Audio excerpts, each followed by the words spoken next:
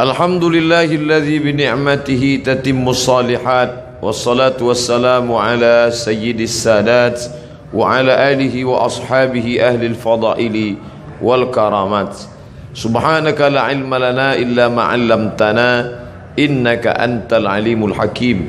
Rabbi shrah li sadri wa yassir li amri wahlul 'uqdatam min lisani yafqahu qawli.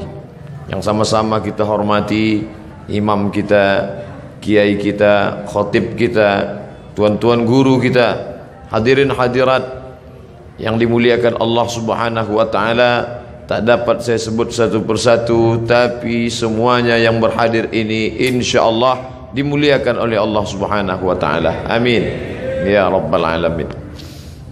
Nanti sampai masanya, kata Nabi sallallahu alaihi wasallam, sampai-sampai batu pun akan berkata, ya abdallah, wahai hamba Allah, hadzal yahudi, ini di belakangku khalfi ada seorang Yahudi, uqtulhu, bunuhlah dia.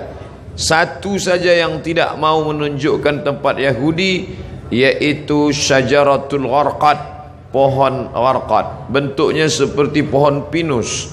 Alhamdulillah, ketika saya sampai di kota Rafah, ini Mesir, ini Palestina, lalu ada satu kota bernama Rafah dibagi dua, perjanjian damai antara Mesir dengan Israel, maka mereka ambil setengah dan diambil oleh Mesir setengah.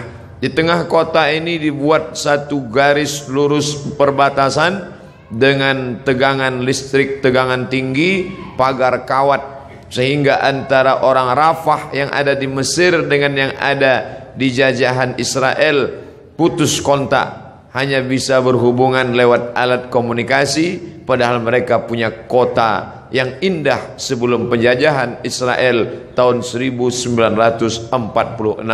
Dari sana kita lihat hijau. Ternyata yang hijau mereka tanam itu adalah syajaratul gharqad, pohon yang memang sudah disebutkan Nabi Muhammad sallallahu alaihi wasallam.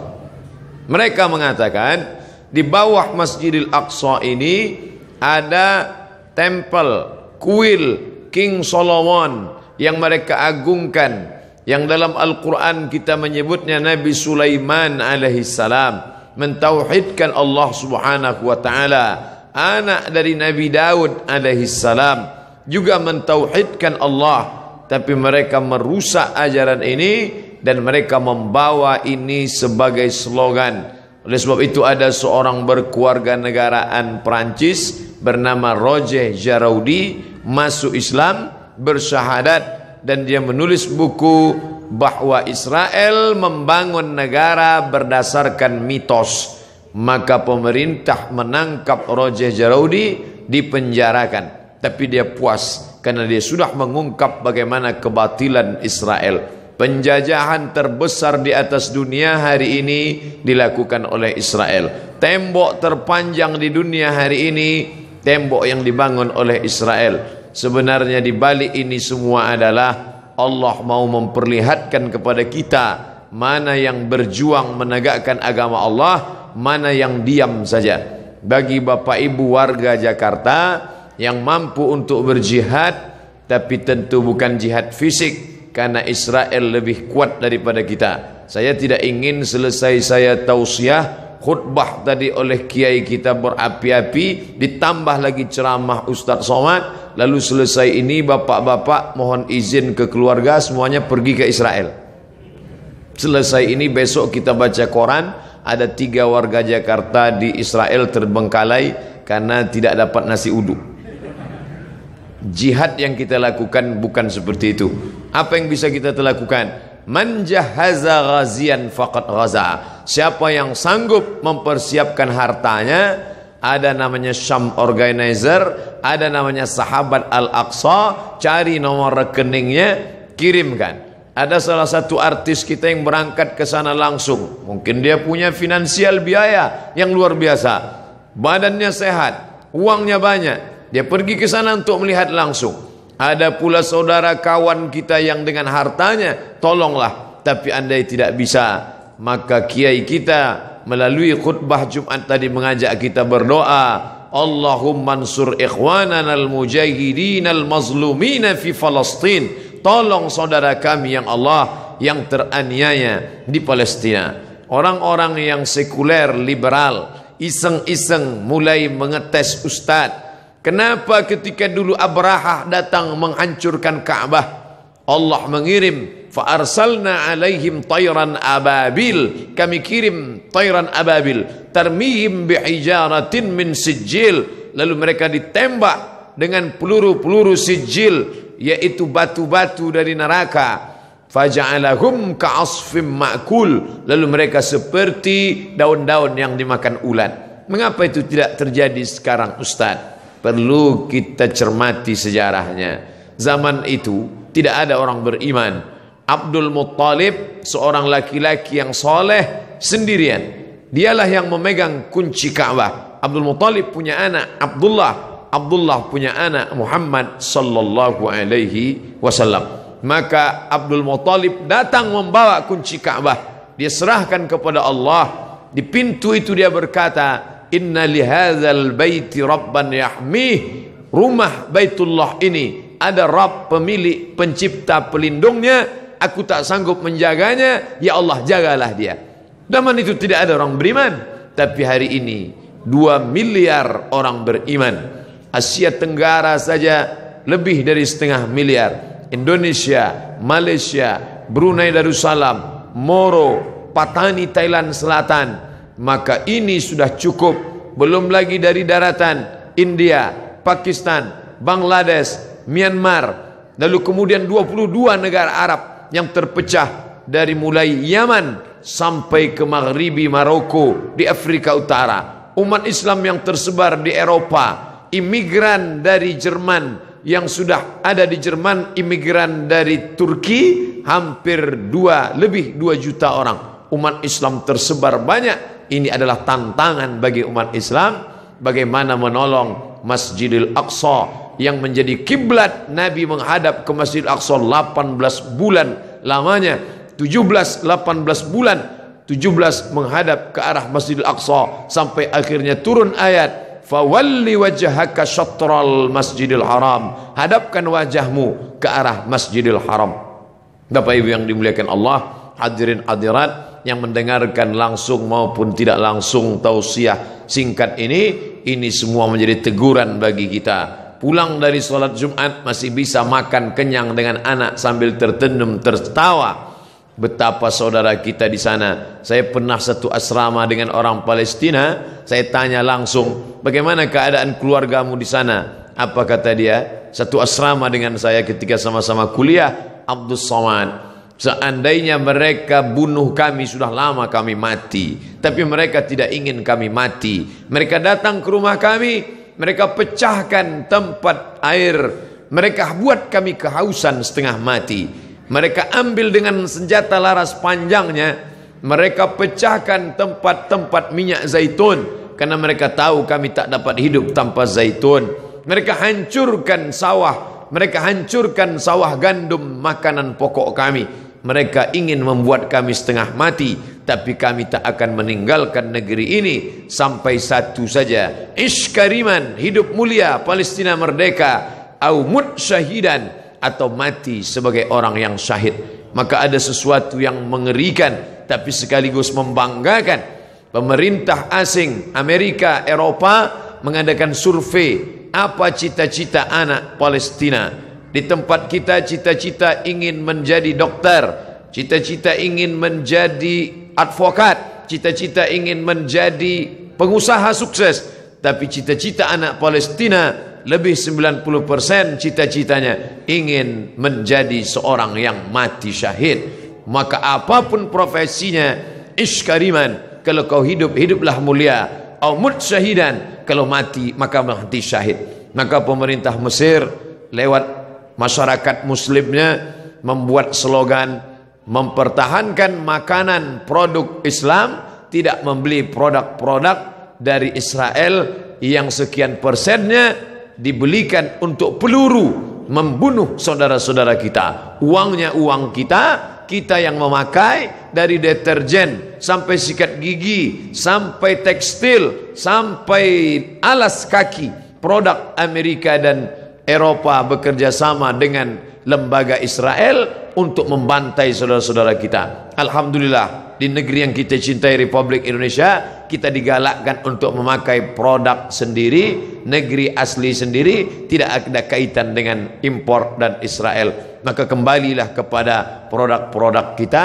karena sedikit banyak kita sudah menyumbang membeli peluru untuk menyobek jantung saudara kita. Ini bukan masalah nasionalisme. Orang yang berkata tidak ada hubungan kita dengan Palestina, itu murni hubungan konflik antara Palestina dengan Israel, maka dia tidak mengerti ajaran Islam. Kita baca Al-Quran, Subhanalladzi asra bi'abdihi laylan minal masjidil haram ilal masjidil aqsa. Kalau orang mengatakan itu Palestina tidak ada hubungan agama, maka Masjidil Aqsa terletak di Palestina. Kita beriman kepada Isa alaihissalam bukan sebagai anak Tuhan, tapi sebagai Rasul utusan Allah. Isa lahir di Palestina, besar di Palestina, diangkat dari Palestina. Kita beriman kepada Musa alaihissalam, ditulis namanya dalam Al-Quran.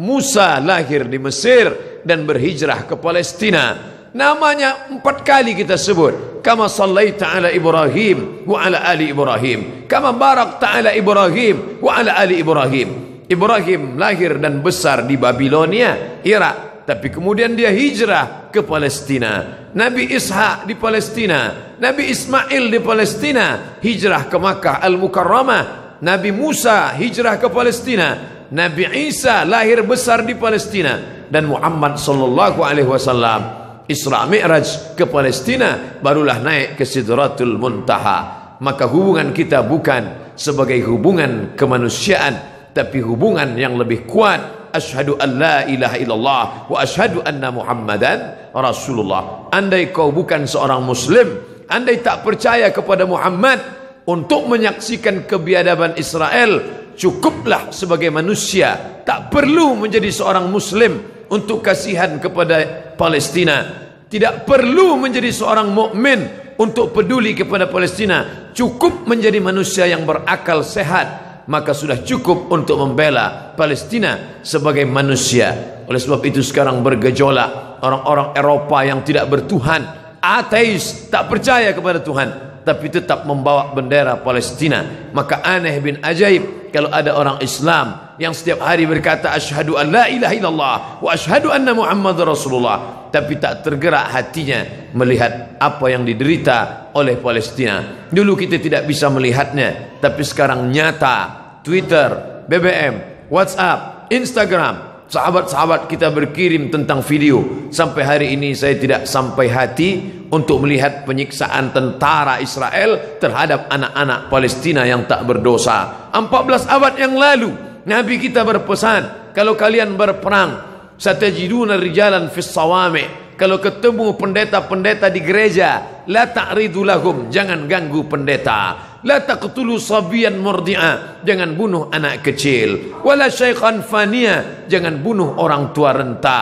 La taqiranna syajaratan, jangan potong pokok kayu. Wala nakhlan, jangan potong pohon korma. La tahdimu buyutan, jangan hancurkan rumah. Sebelum kesepakatan Jenewa, aturan perang internasional, PBB, United Nation, Nabi 14 abad yang lalu sudah melarang jangan bunuh anak kecil, perempuan tua, renta, hamil, pendeta. Mereka bukan objek perang. Tapi Israel di tahun 2017, anak-anak tak berdosa, mereka pukul berdarah kepalanya.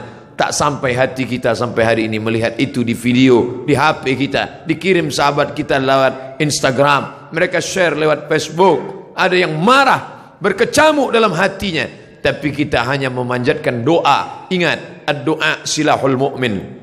Anak-anak kita dudukkan sejenak, perhatikan. Mungkin kita perlihatkan di slide TV kita, kita perlihatkan, oh anakku kau sekarang senang, bisa indah makan, jalan-jalan ke mall, bisa menikmati indahnya udara segar. Tapi coba kau lihat saudaramu di Palestina, cara mendidik anak-anak kita bukan sekedar bercerita, tapi melihat gambar yang bisa mencerita beribu kata. Maka pikiran-pikiran negatifnya insya Allah akan hilang. Bapak Ibu yang dimuliakan Allah Subhanahu wa taala, hadirin hadirat balik yang hadir di masjid ini, adapun yang menyaksikan melalui streaming, maka kita berharap kepada Allah bersama orang-orang beriman, kita berdoa di akhir majlis bisirril Fatihah, bertawassul kepada Rasulullah ala hadhihi niyah. Al-Fatihah. A'udzu billahi minasyaitonir rajim. Bismillahirrahmanirrahim. Alhamdulillahi rabbil alamin. Arrahmanir rahim. Maliki yaumiddin. Iyyaka na'budu wa iyyaka nasta'in. Ihdinas siratal mustaqim. Siratal ladzina an'amta 'alaihim ghairil maghdubi 'alaihim waladdallin. Amin. Ya akramal akramin, wahai engkau yang maha mulia. Ya dzal jalali wal ikram, wahai engkau yang maha agung.